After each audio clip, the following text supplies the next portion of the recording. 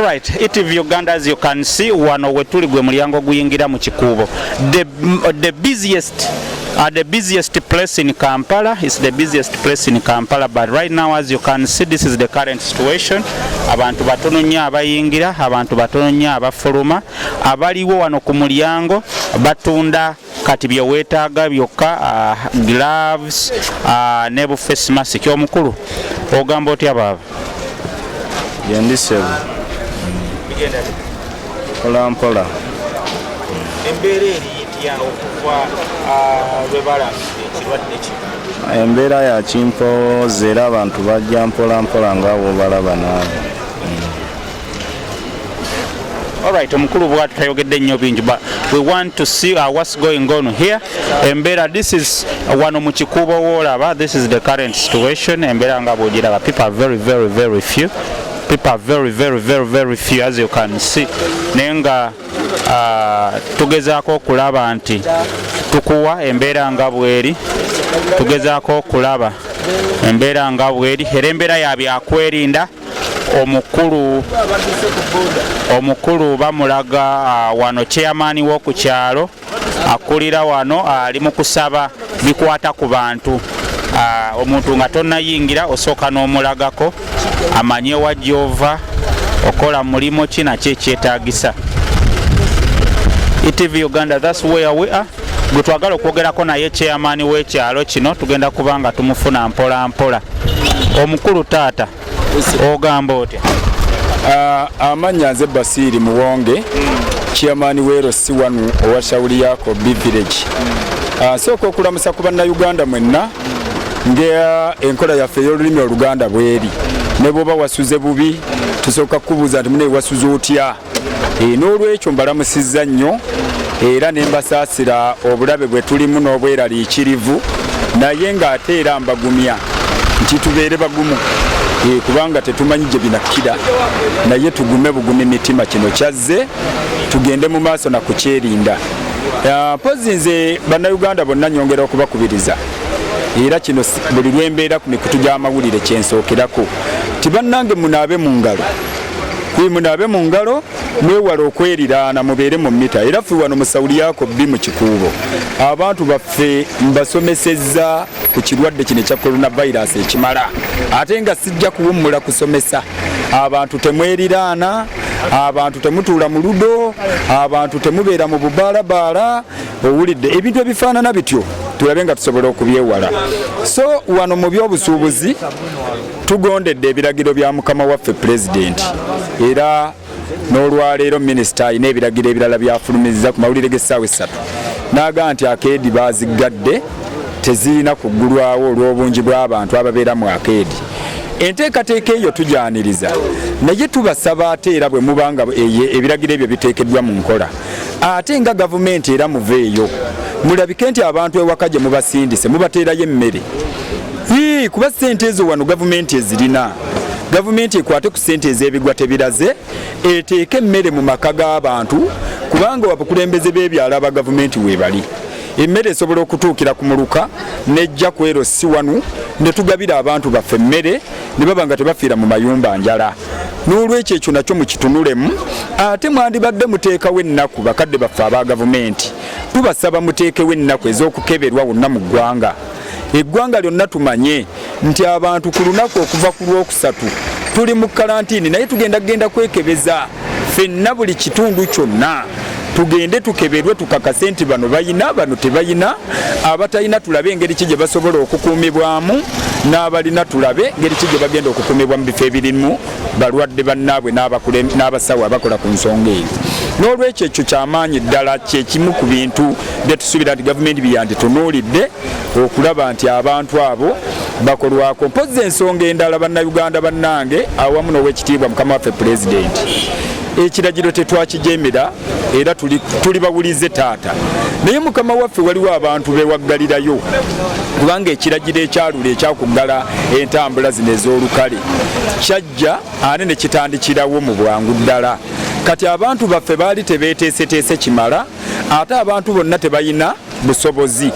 Abantu bwe bajjeeyo waggulu pulezidenti bakuwa amagezi nga ebiragiro bifulumiza oluusi okusinziira nga ku nsi ziri ezaakuledde oba tugambe, kubanga bw'ogamba olwaleero mu Uganda nti leero nzigaddewo entambula n'oga nti nzigaddewo emirimu ate n'otateekawo ngeri bantu gy'ogenda kubawaamu mmere olwedde obanga abasse nga bagenda kufa njala, kubanga bannayuganda ensi ziri ezaakula omuntu bamusasudde dda ssente ezigenda omulabirira owulidde, era buli bwogenda kati nga Bungereza Amerika wa abantu bafunye dda ssente ezigenda bakumira mu maka gaabwe ennaku eza kalantini nga bwe beetegereza.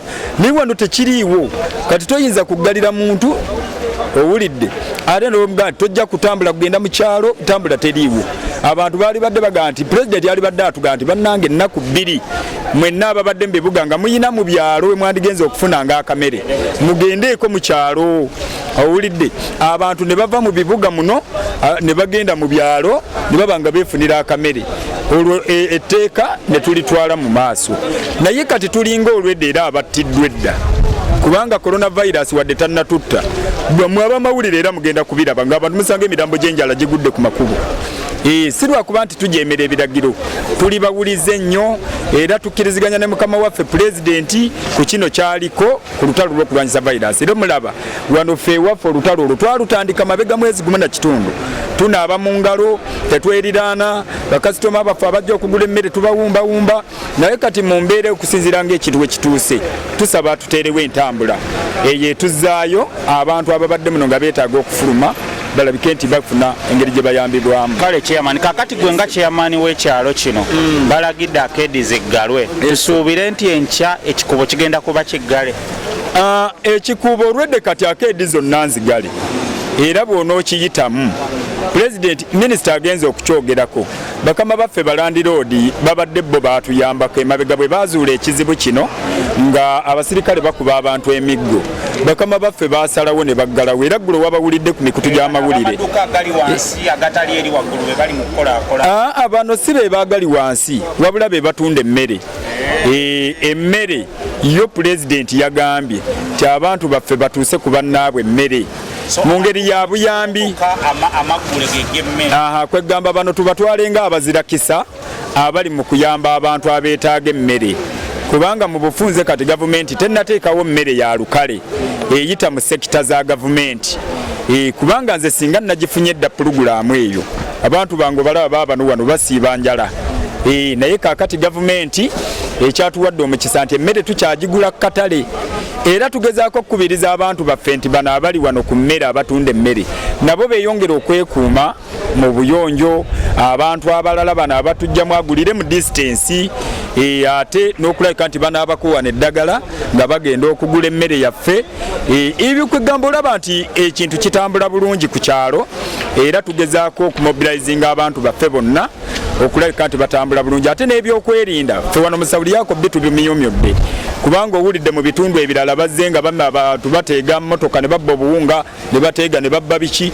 Kati ffe wano ebyokwerinda biri gguluggulu, era abavubuka tekabatanda kulowooza nti mujja kuyingira ku kikuubo. Wano wali tayiti, tetwagalayo bumenyi bw'amateeka. Yesibu. Alright chairman, tweyanziza nnyo, ndowooza tugenda kuba nga tuyingirako mu kikuubo. Twagala kulaba embeera eri etya, amaduuka amaggule bakola batya, ne bannayuganda abalala tugenda kuba nga tweyongera okufuna gundi opinioni zaabwe, endowooza zaabwe ku mbeera eriwo mu ggwanga. Thank you so much for watching. Aaron Bobo on camera. Naye ng'embeera bweri yakunaaba mu ngalo, ngenda sooka ngendeko wali naabe mu ngalo ndyoke nnyingire, kuba yenkola eriwo siyinza giziimu the only way to go kunaaba mu ngalo, so ngenda sooka naabeko wano mu ngalo mpola mpola. Ngenda kunaaba wano mu ngalo ndyoke neeyongereyo. Thank you so much for watching. So embeera yakusooka kunaaba mu ngalo ndyoke.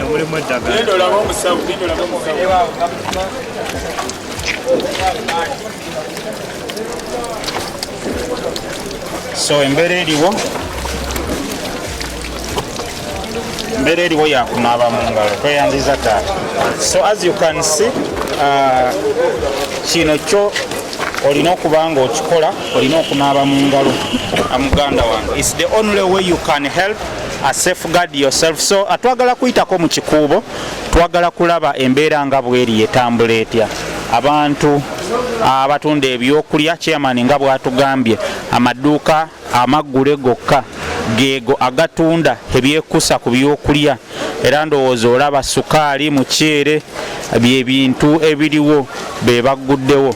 Omukulu taata ali wano agezaako okuteekawo emmere, okuteerawo bakasitoma nga bw'abalinda mpola mpola.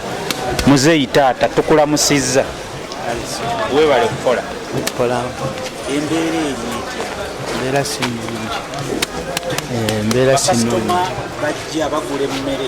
Emmere bagulako mpola mpola naye beeyi mwagyongeza oba ekyali ya bulijjo? ekyali ya bulijjo. Ekyali ya bulijjo. Naye kakati mwetegekedde mutya embeera eno okuba nti omuceere bwe guggwawo olina ewalala w'ogujja? Omuceere kiba kizibu kuba ogwo gwe tulinawo gukale tulinayo tugujja. So tugambe nti guno gwe gusigaddewo? Ogwo gwe kukyasigaddewo akaseera. Guba tusitowa baasibawo tetugendayo. So kati mundabe gyolabamu ebyo ki ekiddako singa nammwe abatunda emmere ebaggwako? Era emmere egwako abantu abali mu kyalo bajjo tujja kulina gye bajja mu kyalo gye baleeta ekampagi tugenda ogula kubanga tulwansonga tugenda kuggalawo. Kati guno omuceere tulaba kilo 5. Kilo 5 ali ku ssente mmeka kati? Gulimu enjawulo. Waliwo Pakistan, waliwo obayita basmati, waliwo gwetaano, 2.5 ne super. Byawukanamu. So kilo 5 atandikira ku ssente mmeka? Ku mitwalo 2.5. Tugezaako okuyitayitako mu kikuubo, tulaba embeera abantu gye batambulamu. As you can see, this is the current situation in Kikuubo. Abantu abatunda ebyokulya weebali, butto biki bikyaliwo mpola mpola, abantu bagezaako okuba nti ababikwasaganya naye nga batono nnyo era abaliwo abasinga waggale. Omukulu taata ogamba otya? Ogamba otya? Bagambye abatunda ebyokulya bye baba baggulawo. Tunda lyokola ki mu kibuga? Mu kibuga? Mu kibuga ndina okubeeramu kubanga embeera mutobeere waka eyo noweebaka nozuka nolaba tivi netuka nekulaba nokoowa kati azze mu kibuga nomalirako n'ebiseera. Buno bwambuleera ebiseera byankuba balonda era tosobola kubulwayo bakasitoma 3 oba 2 nobeezaawo bulamu. Alright, that's the situation as you can see. Nenga abatunda ebyokulya mu kibuga weebali mpola mpola, sukaali biki. As you can see, people are selling these things. Very few, majority of the people bo baggaddewo. Majority baggaddewo, olaba side zeno wonna waggale. Abantu baggaddewo mu kibuga nenga embeera bweti bweri. Lunaku lwa 6 tugezaako okuyitayita mu kibuga tulabe embeera etambula etya. We are in Kikuubo, the heart of business in Kampala. Embeera bweti bweri, abantu batunda wano ebyokulya mpola mpola. Ono mukulu atunda byakulya bino ebitonotono, mu luzungu ze wandiise snacks, naye nga abantu bagula mpola mpola, beetegekera okulaba nti babeerawo mpola mpola. Nenga this is the current situation, embeera nga bw'ogiraba. So tutambulamu mpola mpola mu Kikuubo muno. Most of the people have closed. Abantu baggaddewo nnyo nnyo nnyo, amaduuka maggale nnyo as you can see. Omukulu taata gyebaleko? Sebo naye gyebaleko. Bigenda bite? Mpola mpola sebo. Babagambye musigale ewaka. Lwaki muwalaze mpaka ne musigala mu kibuga? Twagadde tujje tutunde ku byokulya bino bye baadde batulagidde, sukaali, omuceere. Abantu basobole okugenda bafune bwe baterekerako, bwe beetegekerako ewaka kubanga omala nti kyaguddewo mu bwangu. Naffe kwennyini nga tetweteeseteese, so nga ate era mukyalimu abajja nga babinoonya. Ebbeeyi okutwaliza awamu ekyali ku nno mu ffe nga ffe.